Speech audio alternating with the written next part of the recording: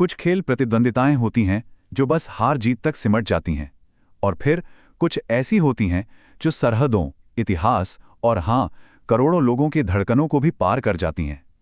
आज हम ऐसी ही एक कहानी की गहराई में उतरेंगे, भारत और पाकिस्तान के क्रिकेट मुकाबले की। जरा इस नंबर को देखिए, 8 लाख से ज्यादा। क्या हो सकता है ये? नहीं, ये किसी शहर की आबादी नहीं है। ये सिर्फ एक वर्ल्ड कप मैच के लिए आई टिकट एप्लीकेशंस की संख्या है। 8 लाख से भी ज्यादा।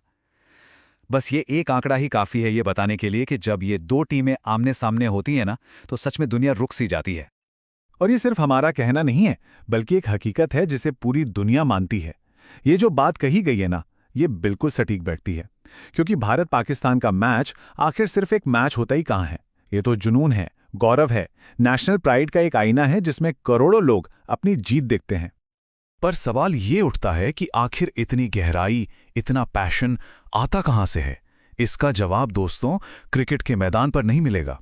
इसके लिए हमें पीछे जाना होगा, इतिहास के उन पन्नों में जहां से इन दोनों मुल्कों की कहानी शुरू हुई थी। इस राइवलरी की जड़ें जुड़ी हैं 1947 के विभाजन से। वो एक बहुत ही भयानक सियासी उथल-पुथल और टकराव का दौर था। उस बंटवारे ने सिर्फ जमीन पर एक लकीर नहीं खींची, बल्कि दिलों में, रिश्तों में ऐसे घाव दिए जो शायद आज तक पूरी तरह से नहीं भरे हैं। और इसी सियासी तनाव ने दोस्तों मैदान पर एक जबरदस्त कंपटीशन की नींव रखी। और ये टाइमलाइन ये एक बड़ी ही दिलचस्प कहानी बताती है। देखिए, 1947 में विभाजन हुआ। 5 साल बाद 1952 में दोनों नए देशों ने अपना पहला टेस्ट मैच खेला। लेकिन फिर 1965 और 1971 में जब जंग हुई तो क्रिकेट एकदम बंद हो गया, 10 साल से भी ज्यादा के लिए। और 1971 में जब माहौल थोड़ा ठीक हुआ तो क्रिकेट वापस शुरू हुआ।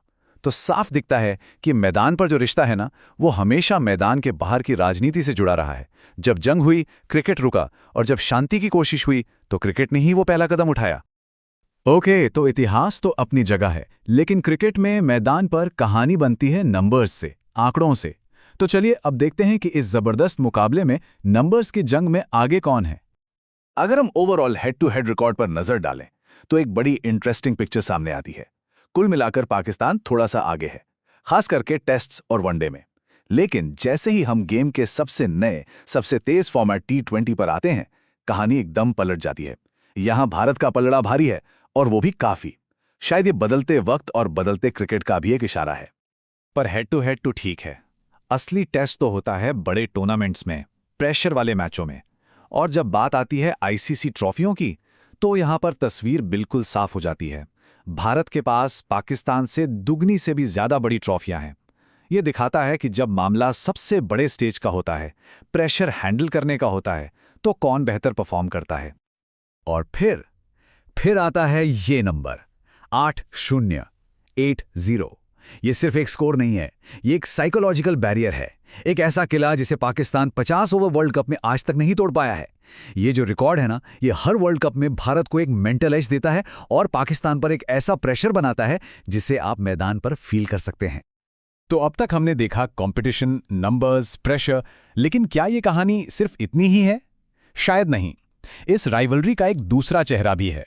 एक ऐसा चेहरा जहां क्रिकेट जंग का मैदान नहीं बल्कि डिप्लोमेसी का, यानी कूटनीति का एक पुल बन जाता है। तो सवाल ये है कि क्या ये राइवलरी सिर्फ टकराव की निशानी है? इस तनाव और दबाव के आगे भी क्या इसकी कोई पहचान है? क्या क्रिकेट ने हमेशा दूरियां ही बढ़ाई हैं, या कभी इसने इन दूरियों को कम करने की कोशिश भी की है? और इसी सवाल के जवाब में सामने आती है क्रिकेट डिप्लोमेसी। ये एक बहुत ही अनोखा कॉन्सेप्ट है। मतलब क्रिकेट मैचों का इस्तेमाल करके दोनों देशों के बीच बातचीत को बढ़ावा देना, रिश्ते सुधारना और तनाव को कम करना। सोच के देखिए, 22 गज की एक पिच दोनों मुल्कों के बीच एक पुल बन जाती है। एक ऐसा प्लेटफॉर्म जो लीडर्स को तब भी एक साथ ला सकता है जब बाकी सारे दरवाजे बंद लग रहे हों। और हाँ, ये सिर्फ कहने की बातें नहीं है, इतिहास में ऐसा हुआ है।